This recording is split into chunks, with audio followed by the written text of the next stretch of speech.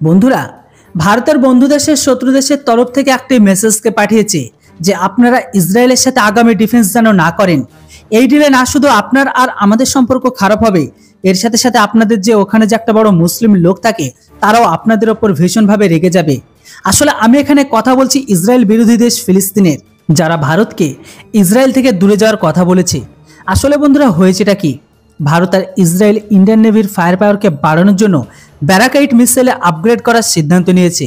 আপনারা সবাই জানেন ব্যারাকাইট একটা ভারত আর ইসরায়েলের লম্বা দূরত্বের সার্ফেস টু এয়ার মিসাইল, যেটাকে ইসরায়েল অ্যারোস্পেস কোম্পানি আর ভারতের রক্ষা অনুসন্ধান কোম্পানি মানে ডিআরডিও বিকাশ করেছে।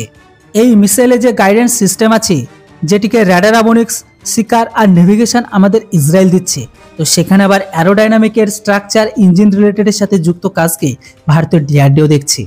ব্যারাকাইট মিসাইল বিমান, helicopter, antiship missile, cruise missile, drone আর ফাইটার জেটের যে কোনো বিপদের হাত থেকে বাঁচানোর জন্য ডিজাইন করা হয়েছে। মানে নেভির এটা একটি মিনি S-400 ডিফেন্স সিস্টেম বলতে পারেন, যেটির রেঞ্জ প্রায় 150 কিলোমিটার। কিন্তু যে হিসেবে সমুদ্রে হুতিদের তরফ থেকে হামলা হচ্ছে, সেটিকে দেখে ভারত আর ইসরায়েল নিজেদের ব্যারাকাইট মিসাইলের রেঞ্জকে বাড়ানোর সিদ্ধান্ত নেয়, যেটিকে 150 থেকে সোজা 250 করা হচ্ছে। এই জন্য দুই দেশের ডিফেন্স মিনিস্টার ব্যারাকাইট কিনে হাজার মিটিং করছে। মানে এর জয়েন্ট ভেঞ্চারে খরচ কত আসবে, কোন টাইপের নতুন গাইডেন্স সিস্টেম ভারতকে দেবে যেটি এই মিসাইলে যুক্ত হবে, এটিকে নিয়ে চর্চা হচ্ছে। এটিকে নিয়ে ফিলিস্তিনি রাজদূত আপত্তি করছে এখন।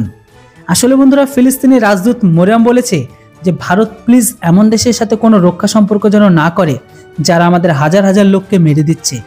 ইসরায়েল নিজেকে একটা মুসলিম দেশ বলে, অথচ তারাই আমাদের মসজিদের উপর বোম ফেলে হাজার হাজার সাধারণ নাগরিককে প্রাণ নিয়েছে। আজ তারাই আমাদের জমিকে দখল করে নিয়েছে। মোরিয়ামের কথা অনুসারে ইসরায়েল একটি দেশ নয়, বরং দানাশাহীর দোকান। তারা সামনের দিনেও ফিলিস্তিনের উপর অত্যাচারকে করতে থাকবে। তাই ভারত যেন তাদের সাথে কোনো সম্পর্ককে না রাখে, আর না ভারত ফিলিস্তিনের মাঝে সম্পর্ক খারাপ হবে। বন্ধুরা, এর ওপর আমি একটা কথাই বলতে চাই যে ইতিহাসকে খুলে দেখুন, যে ভারত যখনই বড় সংকটে ছিল তখন ইসরায়েল আমেরিকার বিপক্ষে গিয়ে, আমেরিকার খেলাফ গিয়ে ভারতকে তাদের বোম সাপ্লাই করে, যেটিকে ব্যবহার করে আমরা পাকিস্তানকে হারিয়েছি। আর এটা সেই ইসরায়েল যারা ভারতের কাশ্মীরকে নিয়ে আজও তারা ভারতের সাথে স্ট্রংলি দাঁড়িয়ে আছে। সেখানে এই ইসলাম প্রোডাক্ট গ্রহণকারী ফিলিস্তিনিদের রোল কোথায়, আমি তো দেখতে পাই না। তো বন্ধুরা, এবার আপনারাই বলুন, আমাদের কাদের সাথে থাকা উচিত, সাহায্যকারী না জঙ্গি উৎপাদনকারী দেশের সাথে, যদিও ভারত ও ইসরায়েলকে ভাই বলে মনে করে। বাকিটা আপনাদের কি ওপিনিয়ন, সেটা অবশ্যই কমেন্ট বক্সে লিখে জানান।